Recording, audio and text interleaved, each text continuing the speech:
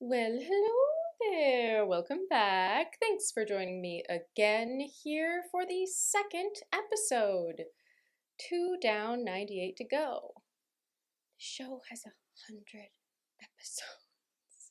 The show I am referring to is, of course, the Lizzie Bennet Diaries, the YouTube sensation of 2012, 10 years later. This is the show that looks back through a sort of video diary, if you will. If you want to support me and gain access to extended and bonus episodes, check out my Patreon. Patrons get glimpses into my life as an actor, as well as a lot of exclusive content, including a show about the history of musical theater if you're nerdy like me. I'm nerdy like the intersection of Jane Austen, musical theater, and Star Trek. But that's not what we're here to talk about, because my name is Ashley Clements, and this is the Look Back Diaries. Theme song, doot doot doot doot. Episode 2 was, of course, shot on the same day as episode 1. As I mentioned, we shot 8 episodes a day, plus the Q&As later. But this first day, we did not have a Q&A yet because no one had asked any questions yet. The show hadn't aired. I remember that at first they told me we were going to do fewer episodes. Maybe we started at 4. And then they thought, hey, do you think you could do 6? And I remember thinking, like, yeah, I think I can handle that because I didn't think that I had to memorize my lines. And then they told me we were going to do 8. And that did sound like a lot.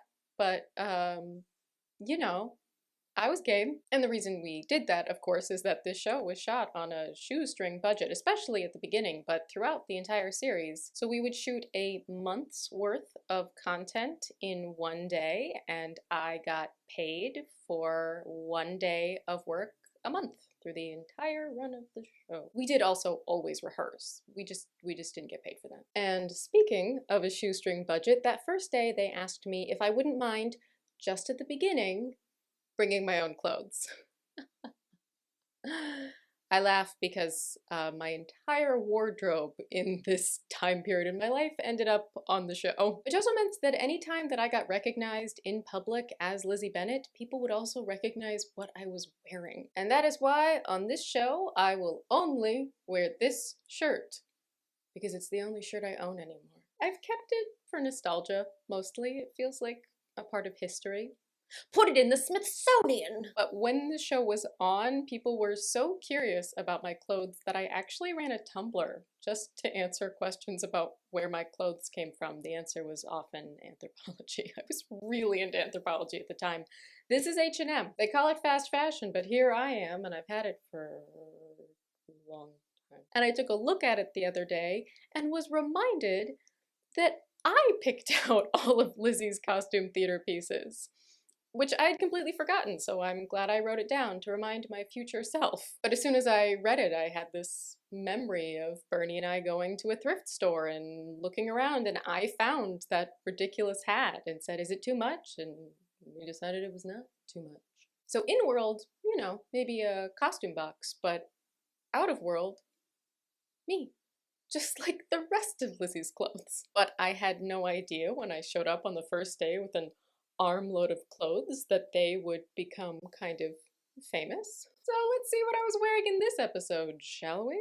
So a few days ago I told you about my mom, and because it's only fair, I'm going to give you the scoop on It's a cute the rest of outfit, my family. actually. I Sounds like calm, that. right? It's all Interesting, anthropology. But this way, in a month I was or very a into week, when I'm all that sweater at the time. stupid Hori slut again, and all you lovely viewers Oh, are this is like, the Stupid Hori who's Slut Lydia? I can be episode. We're gonna have to just go talk watch the about second that. video I posted. Bam! Confusion over. Well, not yet. Now I've probably just confused you more, but we will get there. My name is Lizzie Bennet, and these are my sisters. What a very biased view of your sisters, isn't it? Isn't it, Elizabeth? So I'm Lizzie, or Elizabeth, if you're my mother and I did something to piss I'm you not off. your I mother. like rain, classic novels, and any movie starring Colin Firth. I'm in grad See school, what we did studying mass there? communications, so I read a lot, I write a lot, and especially at this moment, talk a lot. So that's Yeah, I me. also But wait, talk a lot. I'm not the only Bennet. I'm in fact one of 3 sisters, and I'm smack dab in the middle. That's right. I'm the dreaded middle child, doomed to a life of drug addiction, irresolute drinking, and out of wedlock pregnancy. It's funny script, Rachel. Good job. Rachel Kiley wrote this episode. What? No. Lydia. We're all very proud out she's now too old to be on any reality shows about having babies in high school. It's not really a very fair portrayal, a cute, adorable, is humps the it? neighbor's leg, never know where she sleeps puppet. Yeah, she chews your slippers and marks her territory all over town, but you still love her. And then there's the eldest Wait, Bennett she just sister, said, I love her, but all these bad things about her. Isn't that basically Darcy's proposal? Like, you're terrible, but I love you. And here comes the beautiful, adorable Disney princess, Laura Spencer. Oh. Internet, meet my sister Jane. You look tired. Good day at work? Yeah. In her cute little suit. So precious.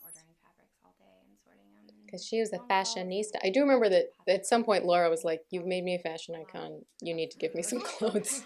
So they did eventually get some clothes for Laura, but we were all doing our wardrobe at the beginning. I almost forgot. And still, probably the majority of it was us.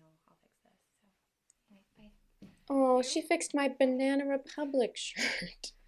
Thank you, Jane. Seriously, she's the sweetest person you'll She ever meet. is the sweetest. No end that Jane hasn't snatched up a husband yet. She's doing so much more with her life. I don't know. Where I come from, people would not have expected you to be married at that age, but there are many different cultures, including our mothers, who is, you know, supposed to be crazy. Practically my sister. Nice try. Charlotte and I have been friends basically since we were fetuses. Fetuses. Our mothers were bridge partners when they were pregnant with us. And they went into labor within like 10 minutes of each other at the same our moms be better friends? I guess they are friends. So it's pretty much destiny. Ooh, how does Sense and Sensibility exist if Pride and Prejudice doesn't? And I always will be. Especially now because she's shooting and editing these video diaries. Yes, we can put a lot of blame for weird things on Charlotte. Well, we have the same birthday, Charlotte. Why didn't we have the same party?